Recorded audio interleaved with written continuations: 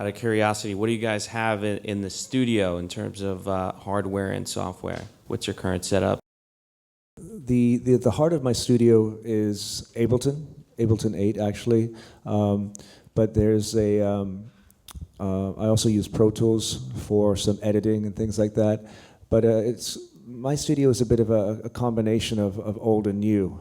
There's next to the computers there's also modular synthesizers. I run everything through an AMEC analog console, and I have 96 ins and outs. So there's the way I work and the way I create in the studio is very much like an old modular synth of like plugging and patching things in and out of each other. So there may be things coming out of Ableton, going into a Pro Tools session with effects, coming back out, going through something else, all ending up coming through an analog console, and then going back into some Ableton recording channels. So I always feel that the more, it's a bit of a pain in the ass because there's definitely timing and latency issues, but once you get that kind of thing set up, the more kind of ins and outs that you're doing, the more kind of strange accidental colorations of sound you get.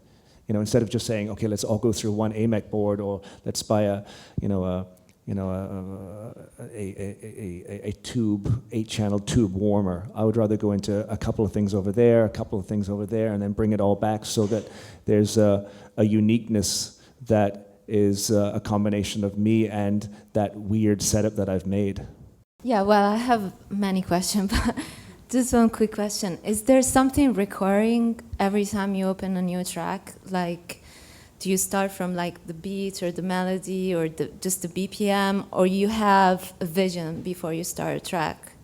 Honestly, for me, it's always completely different. You know, there's most of the time, you know, the beginning is different. You have an idea, you have a sound, you have a concept.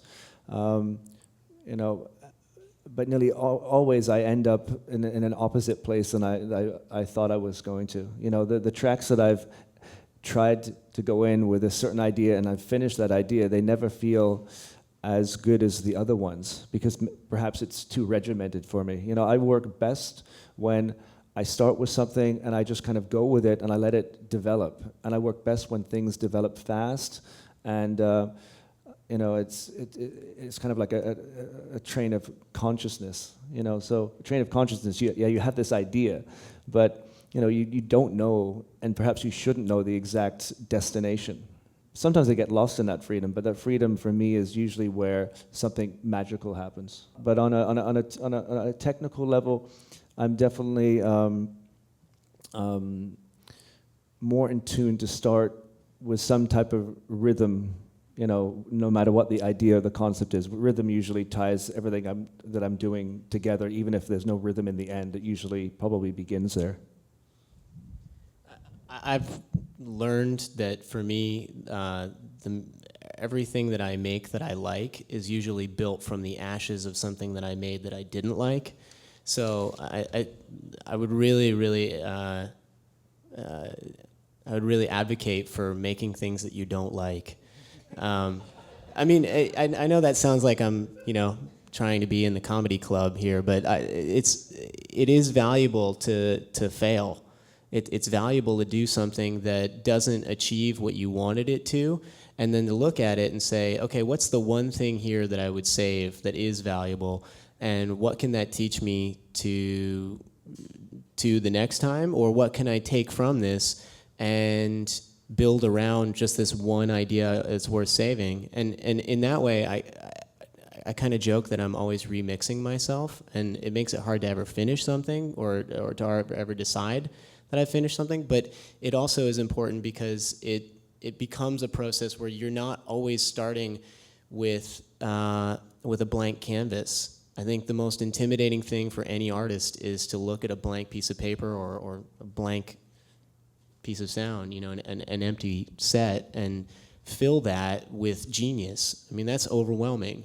But genius never comes out from just starting right at one point. It comes from following a circuitous path and exploring and inspiring yourself as you go, and then constantly stripping off the things that don't inspire you until you've really hone down one idea to what it is. I think Kevin was using the word exploring, and I think that's a good explanation for probably what we both do. All my best sessions, don't start at the beginning of the session. I record very fast. Usually I try to finish tracks in one session or in a couple of hours and move on to the next.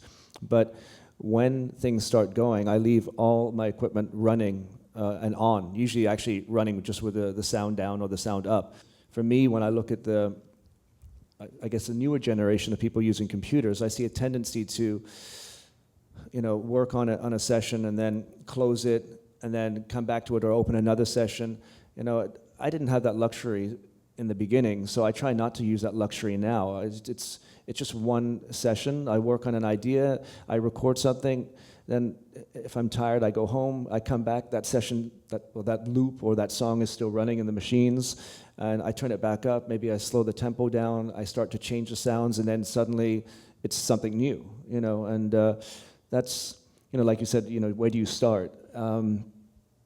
Maybe I start, I turn the things on, I start with some rhythm, and then it goes. And that may end 2 months later or 3 months later. Really, the machines could be on for that long. And along that timeline, there's some things that happen that I take out later that become encapsulated tracks. And that's usually the way I work. It's even, like now I don't have so much time to work in the studio, but even when I did, it was always, I could have been in the studio for 6 months, but there would be 2 or 3 months, and there'd be a stack of DATs, of 30 or 40 tracks, or 5, 6 hours of stuff that could nearly be continuous, but it was just bits and pieces of that. And later I would go back and kind of edit that and see where the exploration had taken me to a good idea, or where it kind of misled me into something that wasn't releasable. Is there a particular thing or set of things that you find yourself constantly saying, I really wish I could do this in the box. No software will give me the opportunity to do this thing, or everybody keeps missing the ball on this? I feel there's nearly too many options already, and possibly it's a time to stop asking for more and kind of learn some of the wonderful things that are out there. I had a number of discussions with other friends of mine, Speedy J and Carson Nicolai, and sometimes it's like, hey, have you tried that new plugin? Have you tried this program? And we're all getting to the point now where it's just like, hey, let's just get back to the programs that really inspired us and really, really get into that. And I think that's one of the dangers that's really out there. And I would say if we can, it was very simple when I started making music. It was just some keyboards and an Atari computer with one program. And I'm glad there's more options now, but I also remember those times as, very simple, and I was just forced to learn as much as possible about those, couple of pieces of equipment, I had to be a master of Cubase. I had to be a master of my Juno 106 and my 303 and my 909 and 808, and that was about it, So that's that's what I hope the school here is doing, is giving people the knowledge of all the possibilities that are out there, but then also kind of focusing on a couple of different programs and becoming, allowing you guys to have time with those programs and find which one is for you, or which combination of one or two of those is for you, and giving you the time to get into them.